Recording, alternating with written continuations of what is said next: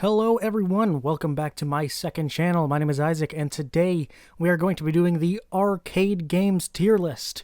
Really appealing to the youth with this one. Oh, Pokemon Go to the polls, am I right? Despite being born in the fairly recent year of 2005, I grew up playing a pretty good amount of arcade games. One of the first games, if not the first game I ever played, was Donkey Kong from 1981.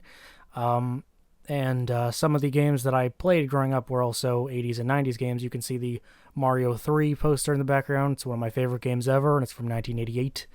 And yeah, I've played plenty of arcade games from just finding them online, but also I would get these games that had like arcade games bundled with them. Like I played Pac-Man, Galaga, and Dig Dug a lot actually, because they were in Pac-Man Party on the Wii.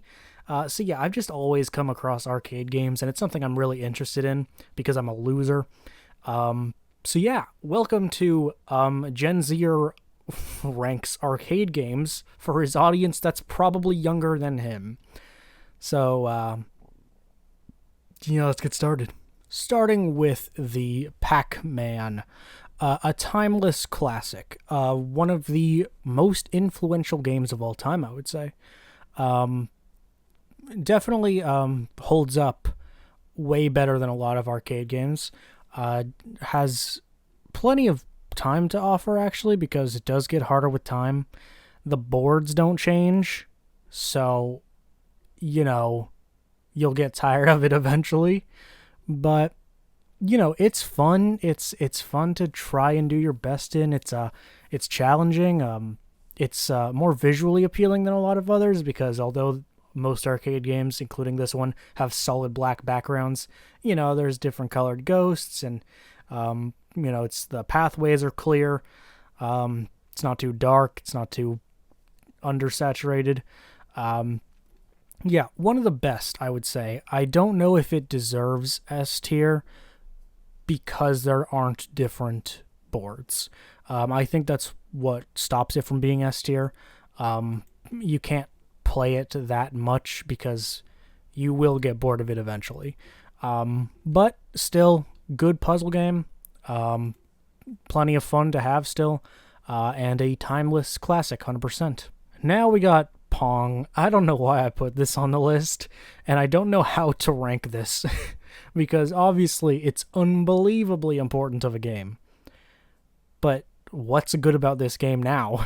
This game has aged not even like milk. What ages worse than milk? It's this game would there are actually versions of this game online that are fun for a bit because the speed is increased. The original Pong is slow, so it's really boring. But actually, the more sped up versions that you can find online, a little more fun. But yeah, obviously Pong is bad. There's nothing. There's like 3 shapes on screen, and you just move up and down.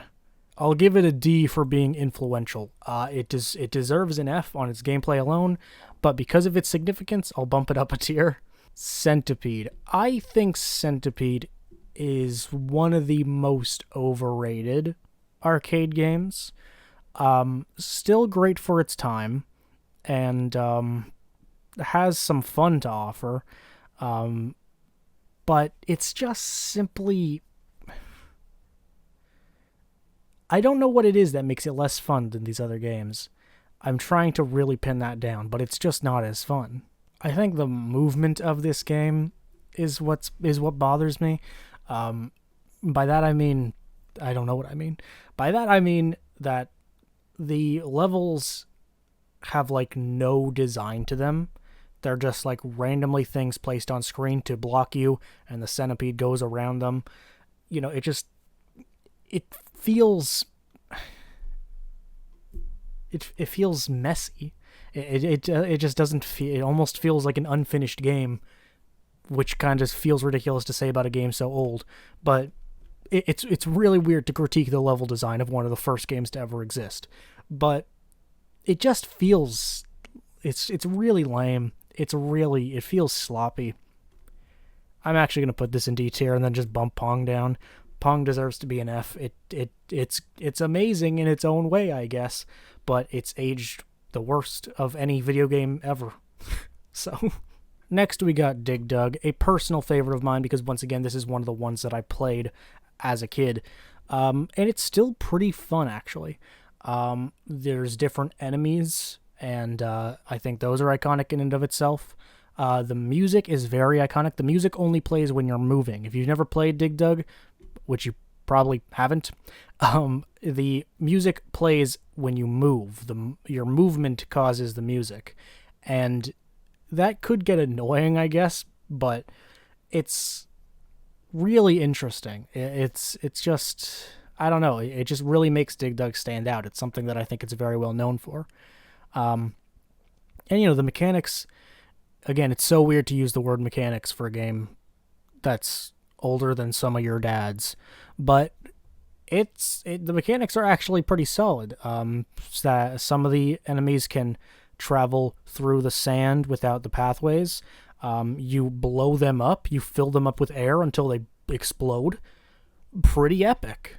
I'm going to throw Dig Dug in the B tier. I think it's fun, and I think it's one that you don't get tired of as fast. Yeah, it's a fun one. Here we got Asteroids. What year? I'm going to go check. What year did the first Asteroids game come out? It must have been a long time ago. Initial Google search says November 1979. So that is one of the first games. Well, it may be from the fucking 70s, but boy, this has aged better than Pong. There's some fun to have with it. Racking up your high score by just shooting the rocks around you. They break up and you can just keep playing at it. It's it's like a good time waster, I would say. Obviously, once again, it was magnificent for its time, but now I'd honestly say it's on par with a lot of like mobile games. Like it's just something that's like not too bad to just kill time with. You don't have to think about it too much. Yeah, it's honestly not that bad. But it obviously can't rank that high because it's too simplistic to rank that high. But I don't think it deserves to be below C tier. It's not that bad. You can fuck around with it for a bit.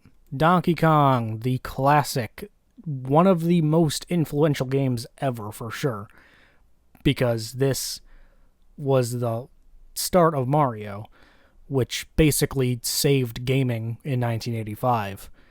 So this is an important one, but is it that good? It's good. It's on the more overrated end of arcade games, probably. This is a hard one to rank. I don't really like the way the character moves. That's my biggest problem with it. It feels borderline unfair sometimes because the character is so stiff when it jumps. Again, I know this game was made in 1981, but whatever. The character's jump, despite being named Jumpman, isn't that great, and it makes the game real hard sometimes. But it does have some pretty good mechanics to it. And it does have 3 different boards. That's worth taking into account. And they're actually fairly creative. Like the last one, you have to take apart the board by walking over the blocks that disappear. That's the best way I could say that. So yeah, there's some creativity to it for sure. I kind of want to put it in B and bump Dig Dug up to A. It feels almost blasphemous to say Dig Dug is on the same level as Pac-Man, but Donkey Kong isn't as good as Dig Dug. Pac-Man might be remembered more, and it's more iconic, and overall more influential, but, looking back, we're looking back at really old games here, and I think Dig Dug is underappreciated. I don't think it's much worse than Pac-Man, if it's worse at all. It's a fun game with, like, it's the same thing of, yes, it's very repetitive, but, so is Pac-Man, and you can play around with it for a while still, just because it's fun and casual. Pac-Man might be harder, I guess it challenges you more, but, I think Dig Dug is underappreciated, so I'm actually fine with keeping Dig Dug at A. Next up, we got the original Punch-Out before the NES one. I prefer the NES one, 100%, and the SNES one. Actually, I would say the NES one is better than the SNES one, but both are better than this one. But still, very solid. It's still Punch-Out. It still has very similar mechanics. And it actually is quite fun. This might be the best game on the list. It has way more variety than the two in A right now, and the mechanics hold up fairly well, and the graphics, sorry, my voice just fucking died. The graphics hold up surprisingly well. Like, they're not that bad. I'm surprised by how old this game is, actually, because it holds up so much better in terms of graphics than a lot of games of the time. Yeah, I think this might be our only S tier. It really is almost on par with the SNES one, I would say. They're quite similar, even in terms of graphics, despite the SNES one being nearly 10 years older.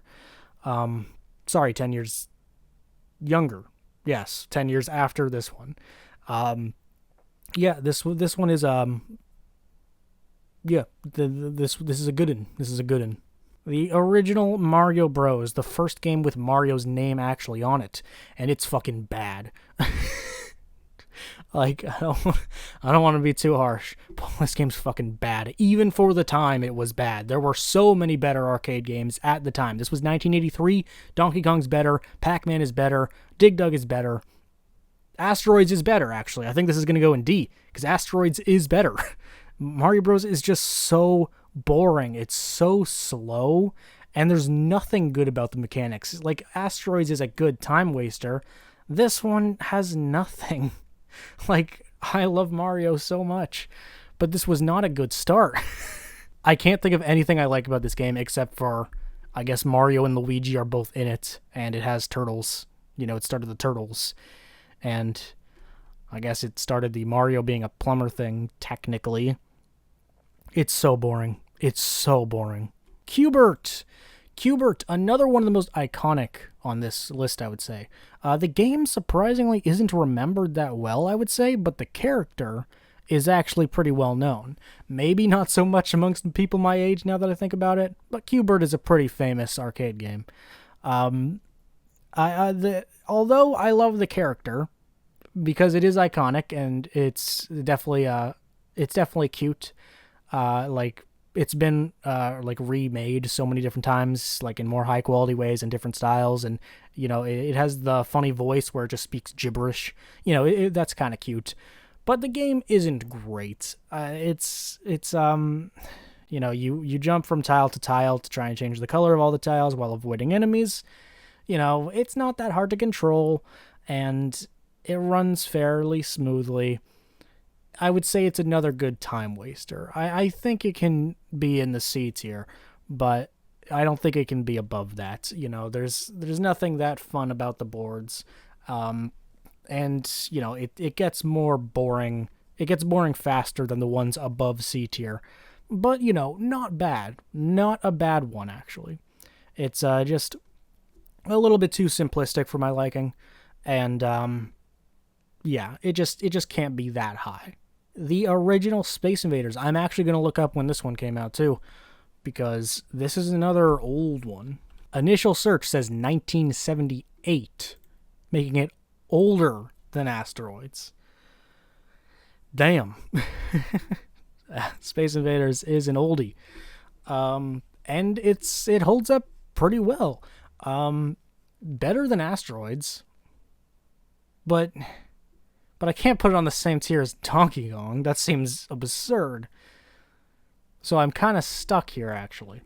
Asteroids and Q*bert just simply don't deserve to be below C tier. But does Donkey Kong deserve to be above B tier? You know, it might, actually, now that I'm thinking about it.